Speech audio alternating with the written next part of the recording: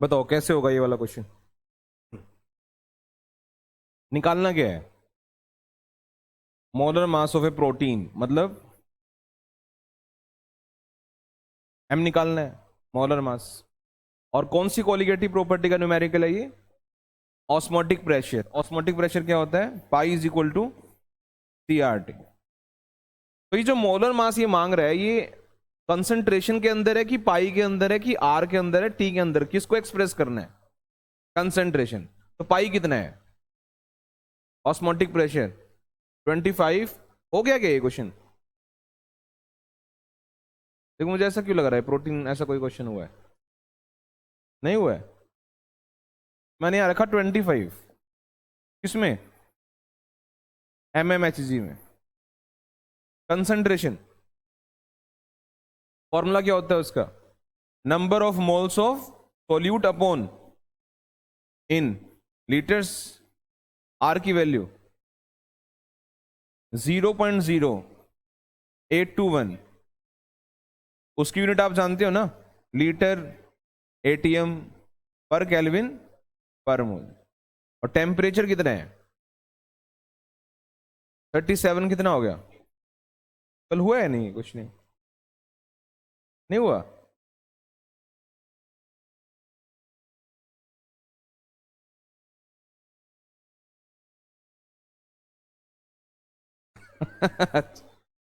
मतलब टेम्परेचर यही था 37।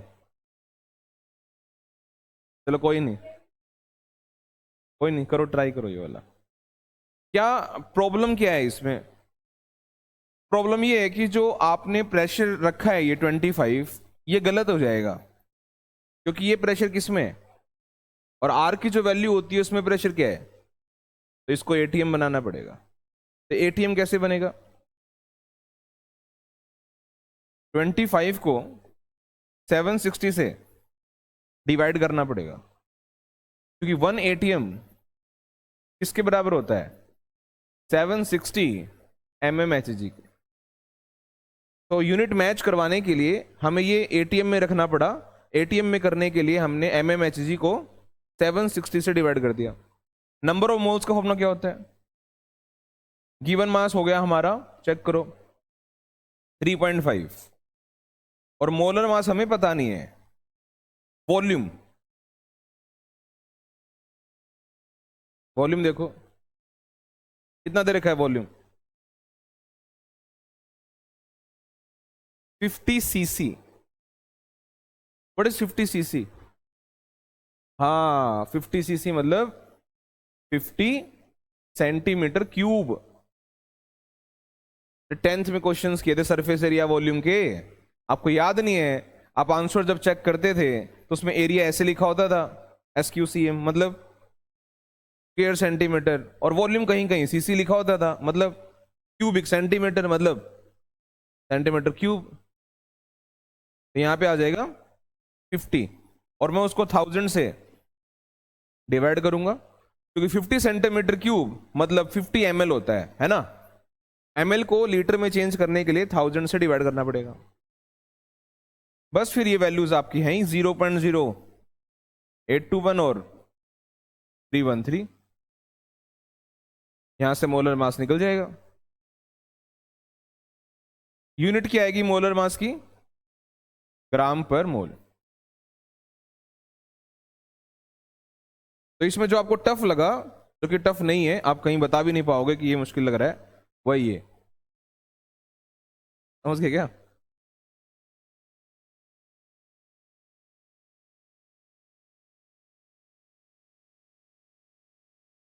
अच्छा, इसमें एक करेक्शन है, वो तुम देख ही लिए होगे। इन्होंने मोर मास लिख रखा है, क्या है ये? Molar mass. मोर मास कुछ नहीं होता।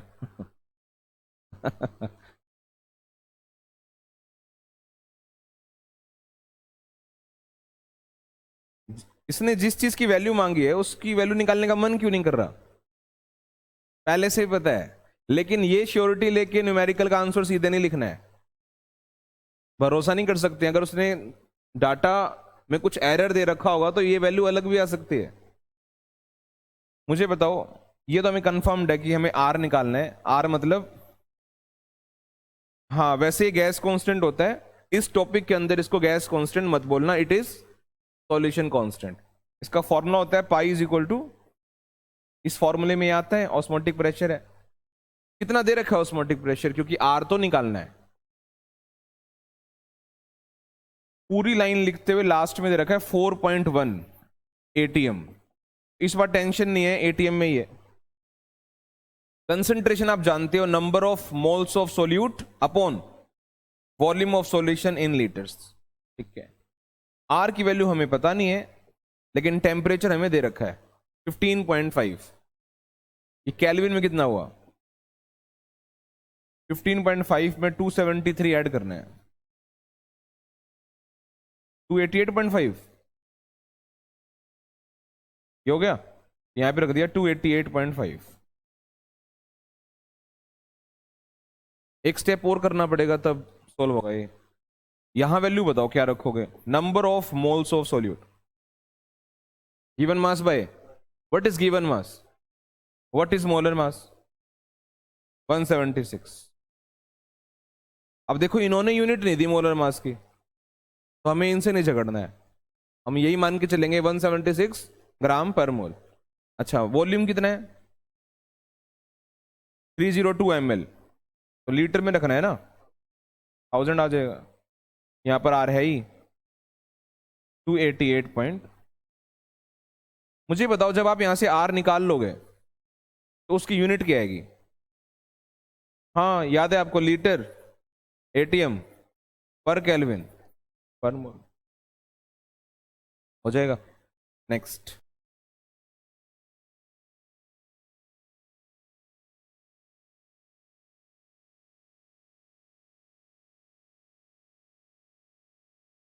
तो मैंने ये जो क्वेश्चन दे रखा था उसको थोड़ा डायग्राम में उतार दिया, थोड़ा और आसान हो जाएगा। बाकी आसानी है सवाल तो। दो सॉल्यूशंस आपस में मिक्स किए हैं, एक सॉल्यूशन यूरिया का है और एक सॉल्यूशन शुगर का है, केन शुगर, और दोनों का वॉल्यूम सेम है 100 ml 100 ml। तो इन दोनों सॉल्यूशन से मिला के एक नया सॉल्यूशन बनाया है और उसका क्या मांगा है, ऑस्मोटिक प्रेशर। इतना तो समझ में आ रहा है कि अगर आपको इसका ऑस्मोटिक प्रेशर चाहिए तो आपको फॉर्मूला लगाना पड़ता है। क्या फॉर्मूला है वो, pi is equal to CRT। CRT में यहां पर टेम्परेचर तो चलो 20 डिग्री सेल्सियस है, आर की वैल्यू भी दे रखी है, कंसंट्रेशन इसकी रखनी पड़ेगी, किसकी, फाइनल सॉल्यूशन की। और कंसंट्रेशन में दो चीजें होती हैं, मोल्स सॉल्यूट के और वॉल्यूम। तो वॉल्यूम दिख रहा है आपको कितना है इसका कितना है 200। और कंसंट्रेशन कैसे निकालोगे, यहां यूरिया के मोल्स और फिर यहां शुगर के मोल्स, वो जोड़ के क्या आ जाएंगे टोटल मोल्स। एक तरीका तो है ये सिंपल। दूसरा तरीका ये क्या मांग रहे हैं आपको, फाइनल सॉल्यूशन का।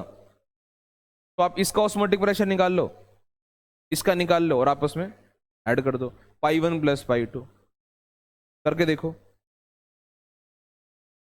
ये कहने में दो तरीके हो गए, लॉजिक वही है, सेम है लॉजिक, कि आपको इन दोनों का सम करके ही उसका रिजल्ट मिलेगा। तो पाई 1 प्लस पाई 2 करके आप आंसर निकाल रहे हो, ये वो पाई वो मांग रहा है। पाई 1 हमने मान लिया यूरिया का केस है और पाई 2 हमने मान लिया शुगर का केस है। तो मैं लिख भी देता हूं, ये 1 और ये 2, ठीक।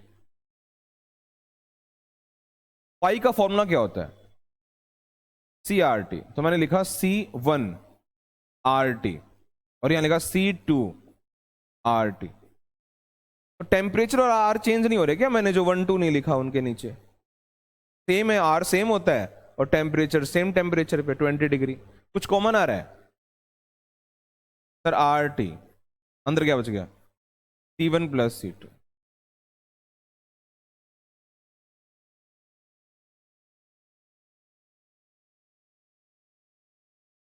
आर की वैल्यू रख दी आपने 0.0।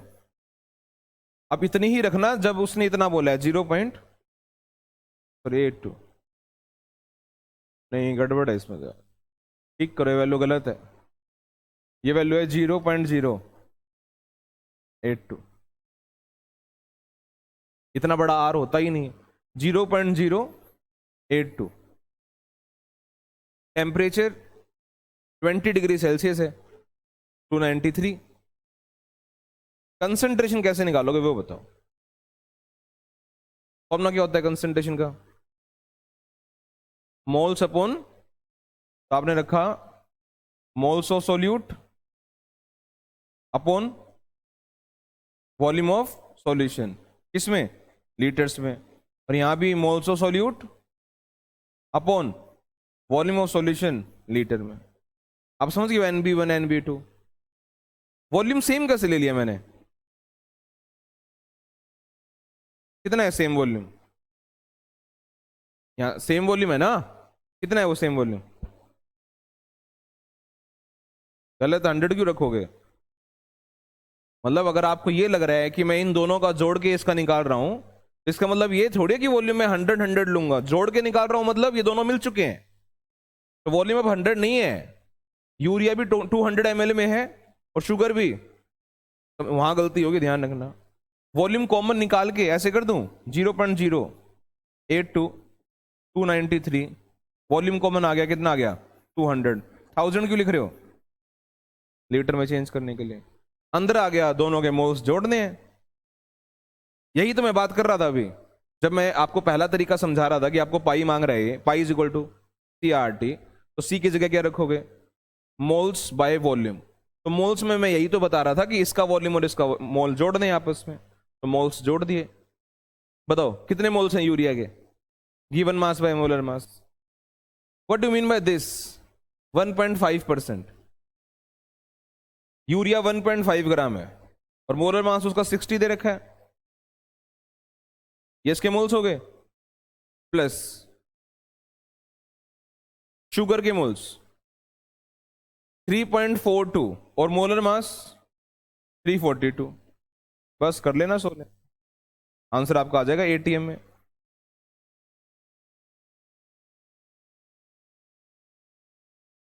क्वेश्चन तो तुम मार्क करना ही, मिक्सिंग का है, तुम्हें भी पता है कहां गलती हो सकती है, तो उस स्टेप को भी मार्क कर लेना। और वो स्टेप ये है, ये वाला, ये ऐसे एरो लगा दिया मैंने। वॉल्यूम, वॉल्यूम 100 ना रखा जाए, ध्यान रखना। मिक्सिंग के बाद आंसर मांगा है, तो मिक्सिंग पे तो 100 ml है नहीं, अब मिक्सिंग पे कितना हो गया? 200 ml। समझ गए? ये क्वेश्चन है। बस एक में ऑस्मोटिक प्रेशर कैलकुलेट करने के लिए दिया है और एक में ऑस्मोटिक प्रेशर दे दिया है, मोलर मास मांग लिया है। अच्छा ये और देखो, आप R की वैल्यू जो आप याद कर रखे हो वो 0.0821 है, ये अलग क्यों लग रही है? क्योंकि यहां प्रेशर बार में है, तो तुम्हारा जो यहां आंसर आएगा वो बार में आएगा। इसलिए इस क्वेश्चन में ऑस्मोटिक प्रेशर बार में ही दे रखा है कि बार में यार। अब मैं आपसे ये सवाल पूछ लूं कि अगर उसको ATM में आंसर चाहिए, तुम्हारा आंसर बार में निकलेगा ऊपर वाले क्वेश्चन में। ये तुम खुद कर लेना कि डायरेक्ट क्वेश्चन है, ऐसे क्वेश्चन तो कर चुके हो। तुम जब ऊपर सोल्व करोगे तो आंसर किस में आएगा तुम्हारा? बार में आएगा। उसको ATM में चेंज करना हो जाए, ऑप्शंस ATM में है। तो रिलेशंस आपको पता है ना, नहीं पता है तो लिख लेना है, हालांकि मैंने लिखवा दिया था। 1 ATM वैसे तो 1.013 बार होता है, लेकिन आप इसको न्यूमेरिकल के लिए 1 बार लिख लेते हैं। और ये पास्कल कितने रखता है इसमें? 10 की पावर 5 पास्कल। हालांकि वो भी ऐसे होता है 1.013 इंटू 10 की पावर 5, तो उसको हम 10 की पावर 5 पास्कल लिख लेते हैं। और mmHg कितना होता है? 760 mmHg होता है। और टोर इतना ही होता है, 760 टोर। कुछ क्वेश्चंस टोर के भी हैं। तो जब 1 ATM में इतना बार होता है और ऑप्शंस बहुत क्लोज हैं, तब तो आपको ये वाला रिलेशन यूज करना पड़ेगा। तो आप बार को ATM में कन्वर्ट करना चाहते हैं तो बार को 1.013 से डिवाइड कर देना, अपना ऑप्शन मिला लें। ठीक है, ये भी हो जाएगा ना ये वाला क्वेश्चन। ये ट्राई कर लेना दोनों क्वेश्चन, ठीक है। इसमें ये वर्ड हमने नोटिस किया है, ये। और आइसोटोनिक वर्ड का मतलब जानते ही हो, जब ऑस्मोटिक प्रेशर 2 सॉल्यूशन के बराबर होते हैं, यानी ये क्वेश्चन 2 सॉल्यूशंस का है और वो दिख भी रहा है। एक सॉल्यूशन ग्लिसरीन का है और एक सॉल्यूशन ग्लूकोज का है। मोलर मास ग्लिसरीन का मांगा है। तो कल भी हमने एक ऐसा क्वेश्चन किया है जहां आइसोटोनिक है, तो क्या कर देना आइसोटोनिक देखते ही, पाई 1 इज इक्वल टू पाई 2। उसको आप बता सकते हैं पाई 1 किसका है, सॉल्यूशन ऑफ जो भी पहले नाम पढ़ लिया आपने, ग्लिसरीन,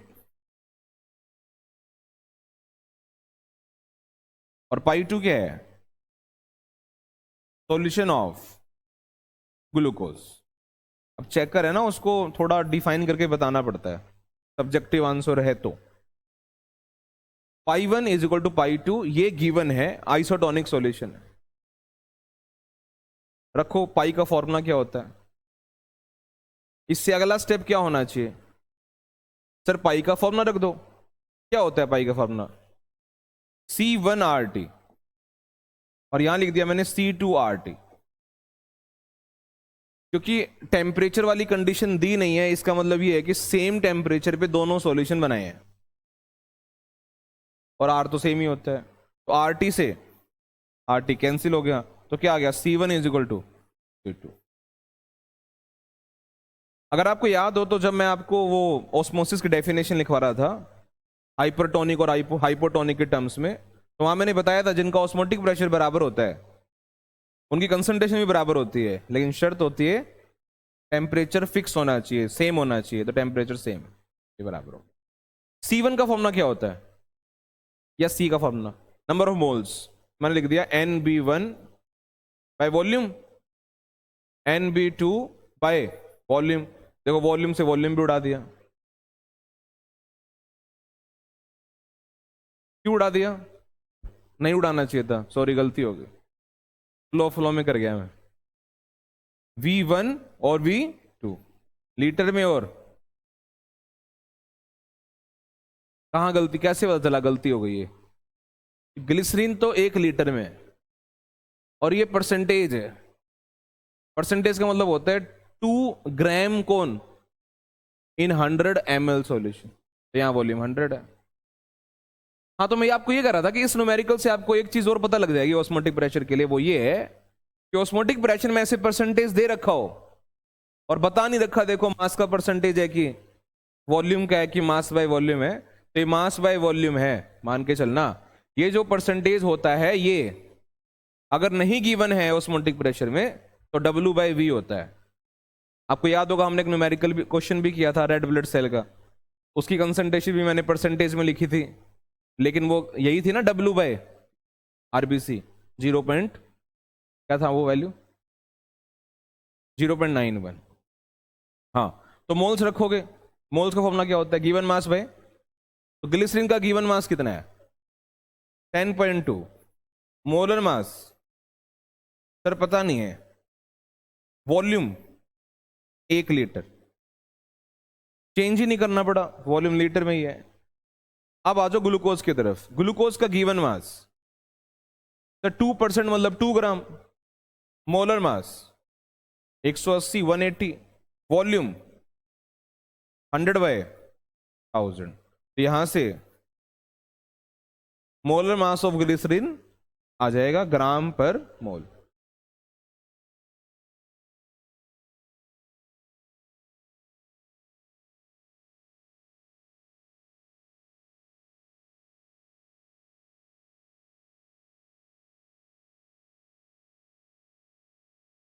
देखो अब इस क्वेश्चन में क्या है, सिंपल है, पिछले वाला ही है।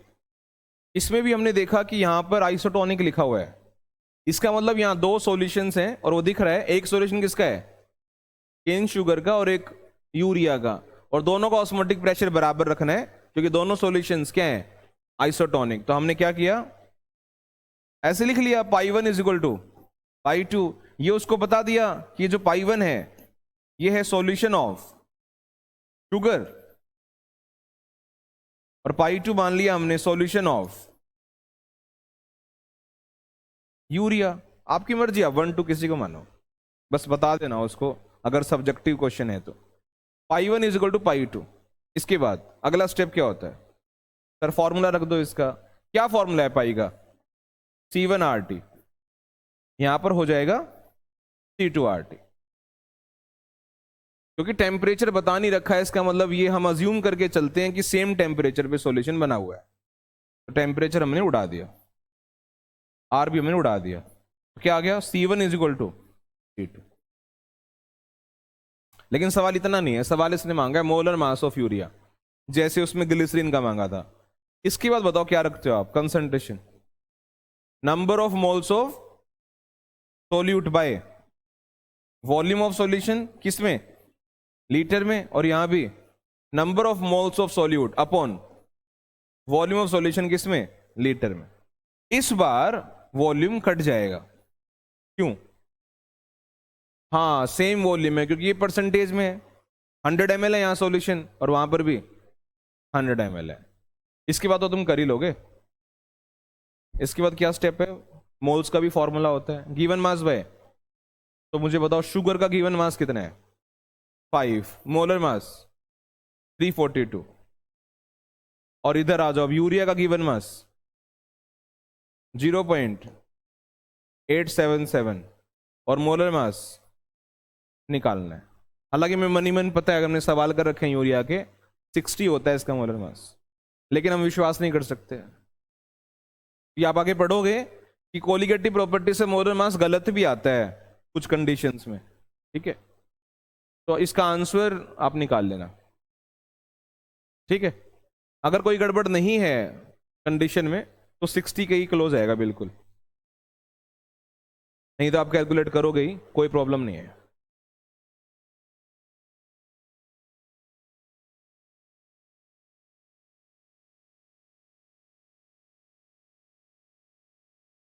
ये आपको क्यों लगता है जल्दी हो जाएगा पिछले क्वेश्चन से, क्योंकि इसमें सीधे सी मांग लिया। तो जब तुम पाई 1 इज इक्वल टू क्या करोगे, पाई 2 आइसोटोनिक, तो तुम लिखते हो C1 RT is equal to, RT से RT काट देते हो, C1 is equal to C1 निकाल देना, हो जाएगा ना।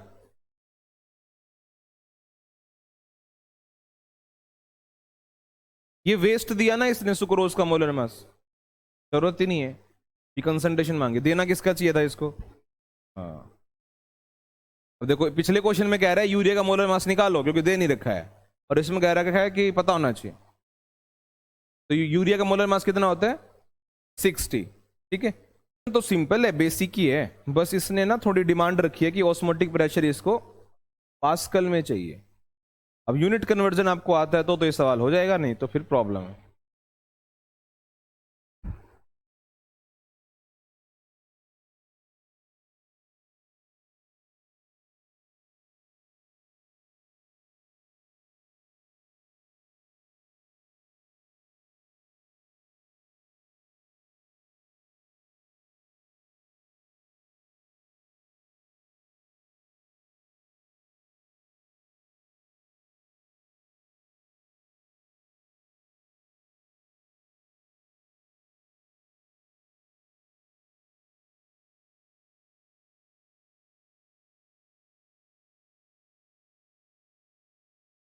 इतना मोलर मास थोड़ी होता है, क्या कहोगे, 1,85,000 मोलर मास दे रखा है, इतना होता है, हाँ सर होता है। ये बड़े बड़े मॉलिक्यूल्स होते हैं पॉलीमर, और उनका मोलर मास अगर कहीं मेंशन्ड है तो कोलिगेटिव प्रॉपर्टी ऑस्मोटिक प्रेशर ही पाएगी, क्योंकि हमने पढ़ा था मैक्रोमोलिक्यूल्स का मोलर मास ऑस्मोटिक प्रेशर के थ्रू ही निकाला जाता है।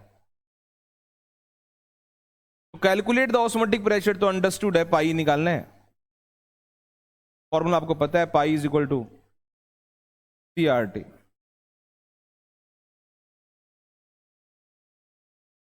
पाई हमें पता नहीं है, C की वैल्यू रखनी है, R की वैल्यू रखनी है और T की वैल्यू रखनी है। कॉन्सेंट्रेशन आप जानते हैं क्या होता है, number of moles of solute upon volume of solution in litres. R की वैल्यू आप जानते हैं 0.0821, लेकिन ध्यान ये रखना है ये जो वैल्यू है उसमें प्रेशर ATM से निकलेगा, टेम्परेचर 27 है तो कितना हो गया 300 केल्विन। नंबर ऑफ मोल्स बताओ, given mass by, what is the given mass of A solute 1 gram, what is molar mass 1,85,000. What is volume of solution?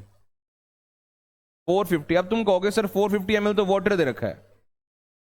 मैंने क्या कहा था, अगर पानी का वॉल्यूम दे रखा है तो ऐसे केस में क्या माना जाता है, volume of solvent is volume of solution. अगर एक गिलास पानी है उसमें तुम 1 चम्मच नमक डाल दो तो वॉल्यूम थोड़ी चेंज होता है. समझ में आ गया? तो volume of water he volume of solution. तो मैंने यहां रख दिया 450/1000. ये वैल्यूज आपको पता ही हैं. यहां से जो ऑस्मोटिक प्रेशर निकलेगा वो एटीएम में निकलेगा. पास्कल में कैसे बनाओगे? तो सर जो भी आंसर आएगा उसको 10 की पावर 5 से मल्टीप्लाई करके पास्कल में आ जाएगा आंसर.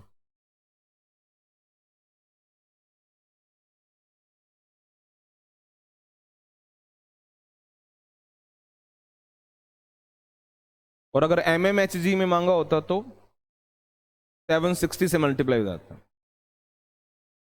मुझे डर बस एक ही चीज का है कि आपको रिलेशन पता है लेकिन आप मल्टीप्लाई डिवाइड में गड़बड़ ना कर दो. अगर मैं कह देता अभी कि एटीएम को mmHg में बनाना तो 760 से डिवाइड हो जाएगा. यस सर हो जाएगा. तो तुम्हारा मेन फोकस किस पे है? 760 पे. ध्यान रखना एटीएम मल्टीपल करते जाना है. एटीएम से पास्कल बनाना है तो भी मल्टीप्लाई करना है. ये एटीएम से mmHg बनाना है तो भी 760 मल्टीप्लाई करना है. ठीक है.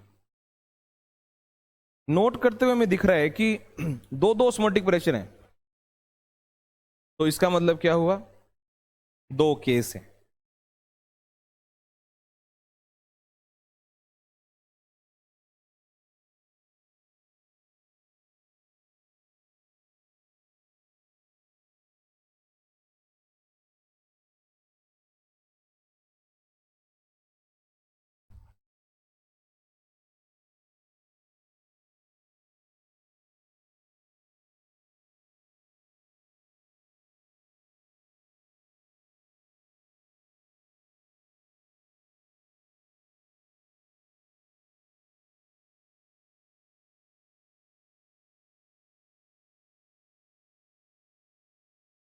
ये क्वेश्चन जिसने भी बनाया एनसीईआरटी में डाला है तो वो क्वेश्चन बनाते हुए सो गया होगा, उठ के फिर लिख दिया.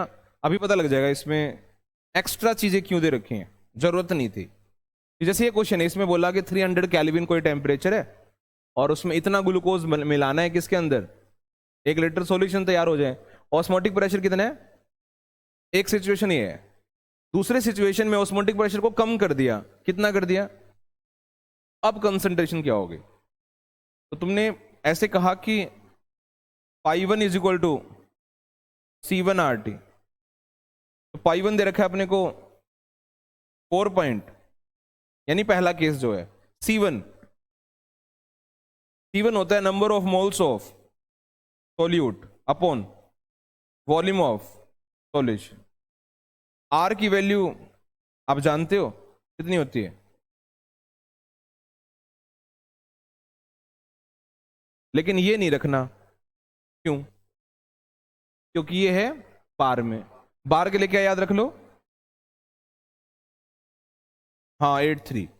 हालांकि 2 लिख दोगे तो आंसर गलत नहीं आएगा, लेकिन सब्जेक्टिव होता है ना जब, तो यहां सर्कल लगा के काट देगा.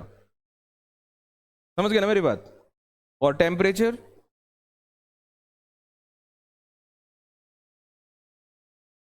नंबर ऑफ मोल्स कैसे निकालते हैं?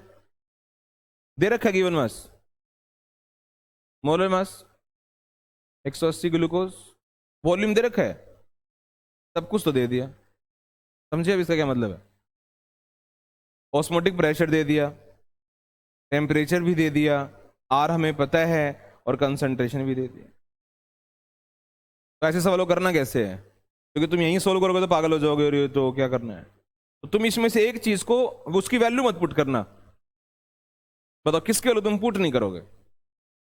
फाई की रखोगे, सी का फॉर्मूला भी रखोगे, मोल्स वॉल्यूम रखोगे ही, आर की वैल्यू मत दिखाना. नहीं मैं ये नहीं कह रहा कि रखोगे तो गलत हो जाएगा, सब्जेक्टिव पैटर्न है ये. आप आर की वैल्यू मत रखना, आप कह देना मुझे नहीं पता. फिर दूसरा केस जब तुम बनाओगे π2 इज इक्वल टू C2RT, वहां पर ये जो आर आएगा उसको पुट कर देना, या आर से आर डिवाइड करके कैंसिल भी हो जाएगा। मेरी बात समझे? मैं क्या कह रहा हूं, मैं ये कह रहा हूं कि आप ऐसे ही छोड़ दो इसको, आर टी फर्स्ट इक्वेशन। क्यों? क्यों? टेम्परेचर भी क्या है, सेम है। अब उसने मेहनत करके क्वेश्चन लिखा है तो कोई नहीं, खराब नहीं होने देना है, वैसे कर लेते हैं। नहीं तो समझ रहे हो ना क्या प्रॉब्लम है, सारी वैल्यूज रखी जा सकती हैं। फिर ये सवाल आएगा कि केस दिया ही क्यों है।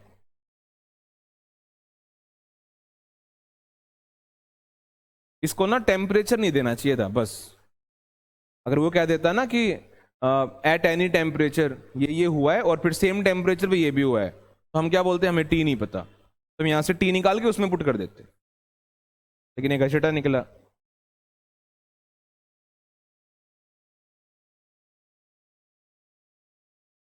पॉइंट ये है ना कि एनसीईआरटी बुक का क्वेश्चन है और जल्दी किसी को डेयर नहीं मिलता, मतलब हिम्मत नहीं होती है कहने का कि सवाल गलत भी हो सकता है। सवाल गलत नहीं है, इसमें डाटा एक्स्ट्रा है, मिस करना चाहिए था। ठीक है, pi two is equal to C two R T. Pi two इस बार हो गया 1.52, सी टू कंसंट्रेशन निकालना ही है, सीधे सी टू ही निकालना है, हमें आर नहीं पता, टी नहीं पता। ठीक है, सेकंड इक्वेशन समझ गए ना अब क्या करना है। अब डिवाइड कर दो, 1/2 कर दो या 2/1 कर दो, तुम्हारी मर्जी है। तो मैंने फर्स्ट इक्वेशन को सेकंड इक्वेशन से डिवाइड कर दिया, तो क्या हुआ, फर्स्ट इक्वेशन का जो लेफ्ट है वो है 4.98, सेकंड इक्वेशन का जो लेफ्ट है वो है 1.52। सिंपल था ये तो। इसके मोल्स आपको रखने पड़ेंगे। अब क्या है इसके मोल्स, 36/180 और वॉल्यूम 1 लीटर। ये तो इसका डाटा हो गया। और डिवाइड किससे कर रहे हो, सेकंड इक्वेशन को डिवाइड कर रहे हो फर्स्ट से, तो सेकंड इक्वेशन में C2 नीचे ही आ जाएगा ना, और RT से RT कट जाएगा, तो इसको सोल्व कर लेना, यहां से C2 आ जाएगा, हो जाएगा ना। और ये जो C2 आएगा उसकी यूनिट क्या आएगी, मोल पर लीटर। मैं आपसे ये पूछ रहा हूं, ये समझ में आया ना आपको? अगर वो टेम्परेचर नहीं देता तो सवाल तब भी हो जाता है ना। ठीक है, हो जाएगा। ऑप्शंस ऐसे दे, 2 टाइम्स, 10 टाइम्स, 7 टाइम्स, ऐसे करके। क्वेश्चन नोट कर ले एक बार ये। तुम्हें ये देखो, तुम्हें ये समझ में आया निकालना क्या है, तभी मैच करोगे ऑप्शंस।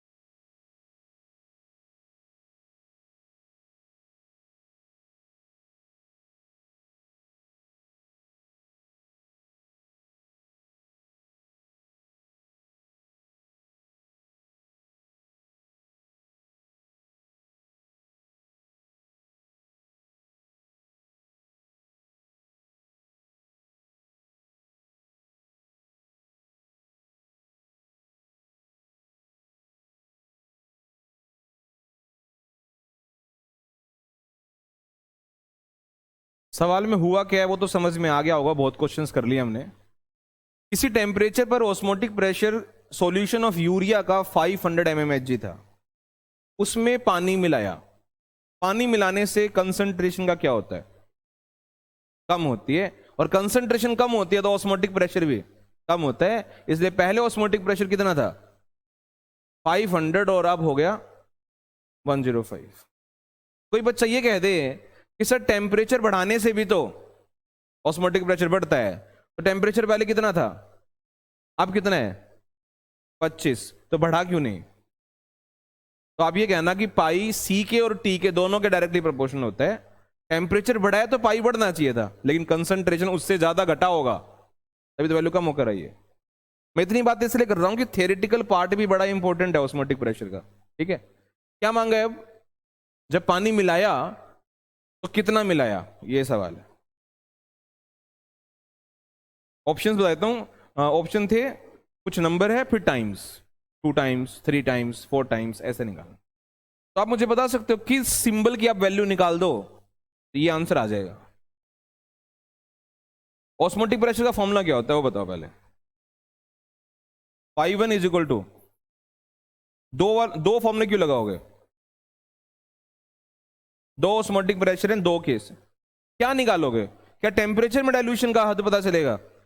आर से पता चलेगा, पाई से पता चलेगा, सी में क्या है? वॉल्यूम। पहले वॉल्यूम कितना था, V1 आ जाएगा यहां, और बाद में वॉल्यूम कितना है, तो V1 V2 का रिलेशन निकालना है। सोच कर बताओ, V1 बढ़ा पाएगा कि V2? V2, क्योंकि पानी मिलाकर ये बना है। करना इसको थोड़ा सोल्व। तो अगर आप इन दोनों के वॉल्यूम में रिलेशन बता दोगे तो साफ पता लग जाएगा कितना वॉल्यूम बढ़ा है। ये क्वेश्चन एडवांस का।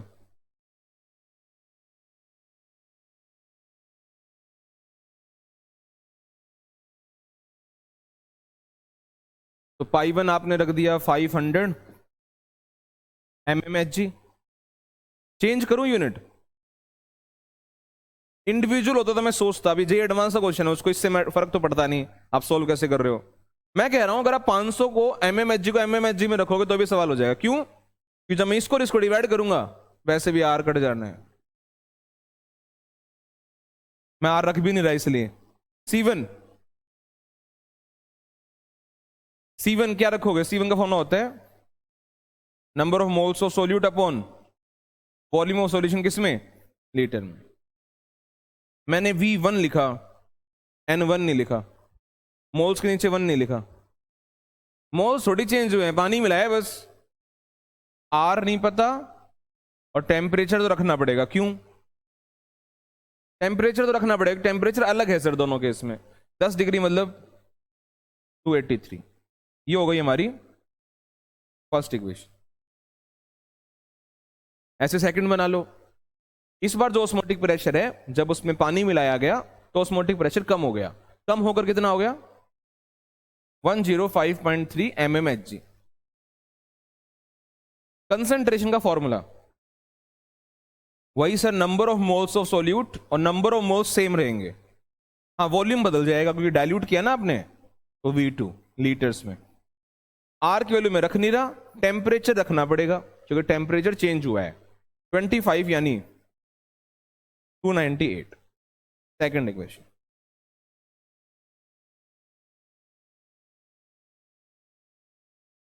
तो अब मुझे बताओ, इसका आंसर कुछ टाइम्स आएगा।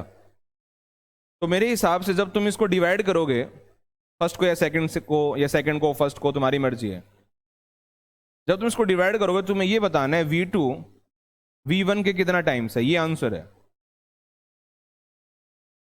V2 है फाइनल वॉल्यूम, और फाइनल वॉल्यूम पहले वाले वॉल्यूम से ज्यादा आएगा एज पर कंडीशन। तो कितना ज्यादा आएगा ये बताना है। खत्म हो गया सवाल, ये क्वेश्चन।